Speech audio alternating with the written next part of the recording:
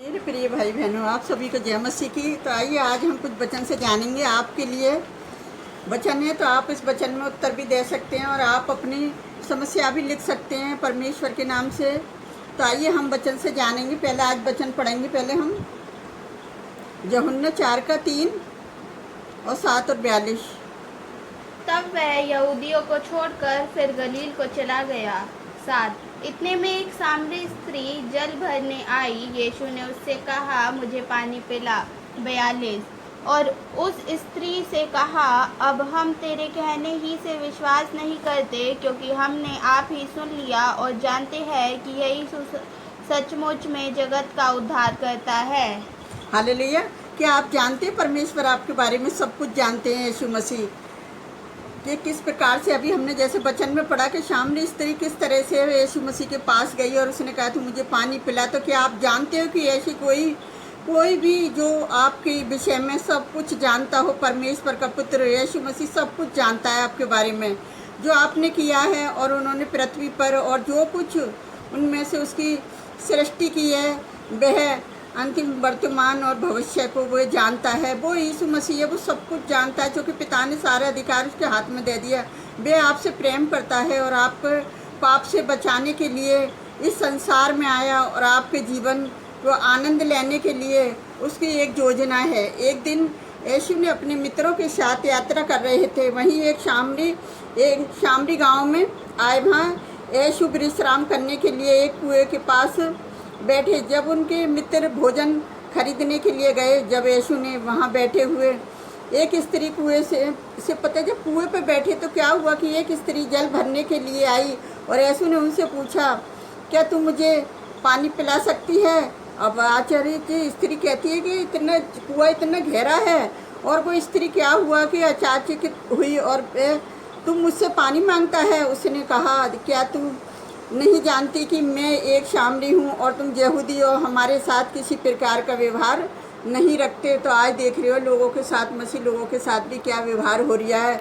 और इसी छुआछूत को दूर करने के लिए यीशु मसीह इस दुनिया में आए और यीशु ने कोमलता पूर्वक उत्तर दिया, वास्तव में यदि तू परमेश्वर और जिससे तू बात कर रही है उसके के विषय में जानती है तो तू मुझे जीवन का जल मांगती है, मैं प्रसन्नतापूर्वक तुझे देता हूँ।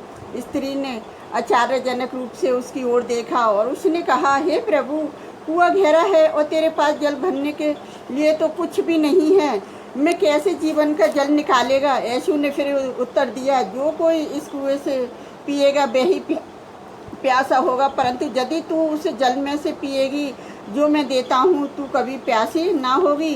हे प्रभु, स्त्री ने कहा, वह जल मुझे दे ताकि मैं भी फिर कभी प्यासी ना हूँ और ना ही यहाँ जल भरने के लिए वापस आऊँ।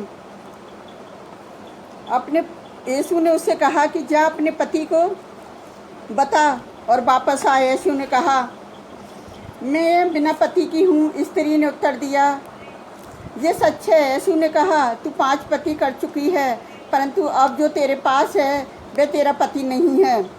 और ये मनुष्य मेरे विषय में कैसे जानता है? उस स्त्री ने कहा कि ये मनुष्य मेरे विषय में कैसे जानता है? वह आश्चर्यचकित हुई और, हे प्रभु, मुझे लगता है कि तू एक भविष्यवक्ता है। मेरे पास आपके लिए एक प्रश्न है। मेरे जाति के लोगों ने इस स्थान पर परमेश्वर की आराधना की और तुम कहते हो कि यरूशलेम में आराधना करने का स्थान है। यीशु ने उसे उत्तर दिया। यीशु ने उससे कहा, ये महत्वपूर्ण नहीं कि हम कहाँ आराधना करते हैं। आज सच्चे विश्वासी आत्मा और सच्चाई से पिता की आराधना कर सकते हैं। मैं जानती हूँ कि मसीह जो क्रिस्तुस कहलाता है आने वाला है। उसने कहा, जब वह आएगा तो हमें सब बात बता देगा। तभी यीशु ने उससे कहा, मैं हूँ। वह अपना घड़ा छोड़कर नगर में चली गई। आओ, उसने रोते हुए कहा, आओ एक मनुष्य को देखें जिसने मुझे सब कुछ जो मैंने किया मुझे बता दिया है। कहा, और ये तो मसीह नहीं है। तभी नगर के लोग निकल कर यीशु से मिलने गए और बहुतों ने विश्वास किया था और वही मसीह उद्धार करता था। तो परमेश्वर जो उद्धार करता किस तरह से उस स्त्री से मिला। और आप के और मेरे बारे में भी यीशु मसीह सब कुछ जानते हैं, क्योंकि वह उनके विषय में सब कुछ जानता था।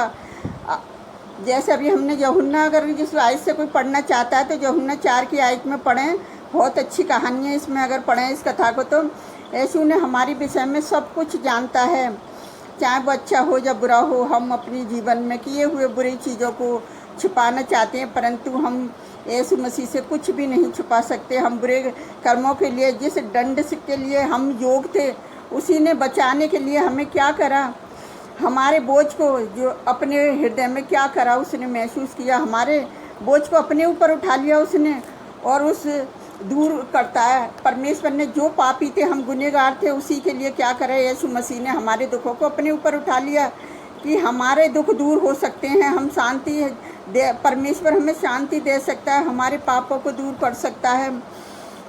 हमारे पापों को दूर करने के लिए यीशु मसीह हमारे लिए मारा गया और संभव बनाया गया कि मरने की पश्चात भी वे हमें स्वर्ग में एक घर पा सकें। तो परमेश्वर ने हमारे लिए जो स्वर्गीय स्थान तैयार किया है, यीशु आपकी सभी ज़रूरतों को प्रत्येक प्रश्न का उत्तर है। वह आपको मित्र बनाना चाहता है, वह आपके हृदय में सुनता से भरना चाहता है, वह आपके भय और अशांति को दूर करना चाहता है। और यीशु मसीह कहता है कि मेरे पास आओ, मैं तुम्हें विश्राम दूंगा। जैसे मत्ती 11:28 में उससे प्रार्थना करो और उसे क्या करो कि आपके जीवन में आने के लिए कहें कि जैसे आप इस महान परमेश्वर के पर विश्वास से ग्रहण करोगे, वही आपके हृदय में बना रहेगा। और आप क्या करोगे, उसके आनंद को, आपके जीवन को वो अपने आनंद से भर देगा, अपनी शांति से भर देगा, आपके जीवन में वो शक्ति देगा और उद्देश्य देगा कि वह आपके लिए उत्तर देगा कि वो आपके लिए सब कुछ करने के लिए यीशु मसीह क्या हुआ कि क्रूस पर बलिदान हुआ। वो हमारे लिए उसने कोड़े खाए कि उसके कोड़े खाने से हम चंगे हो जाएं। तो देख रहे हो कि ये स्त्री कैसे कहती है कि मेरी जाति के लोग तो अच्छा व्यवहार नहीं करते, तो आज अन्य जाति लोग भी क्या कर रहे हैं, मसीह लोगों के साथ अच्छा व्यवहार नहीं कर रहे, क्योंकि बस मसीह लोगों की इतनी गलती है कि बस उसे यीशु मसीह के नाम से लोग चंगे होते हैं, बड़ी बड़ी बीमारियां दूर होती हैं। तो क्या है, शैतान घबरा रही है, शैतान को देखा नहीं जा रही है कि बड़ी बड़ी गवाहियाँ बन रही हैं।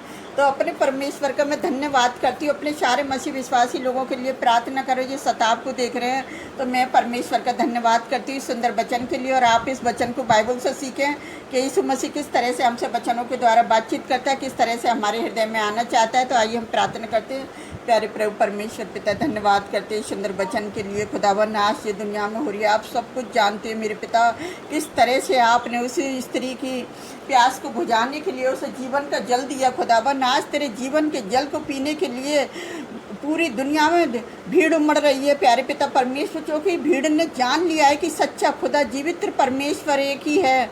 और उस जीवित परमेश्वर को पाने के लिए पिता प्यासी भीड़, प्यासी हिड़नी की तरह लोग आपके लिए हाँप रहे हैं। मेरे जो परमेश्वर, आप उनके हृदय में वास करें जो आपको पुकार रहे हैं खुदावन, क्योंकि आपने कहा तुम सच्चे हृदय से मुझे पुकारो तो मैं तुम्हारे हृदय में वास करूंगा। तो आप हृदय में वास करने वाले परमेश्वर हैं मेरे पिता।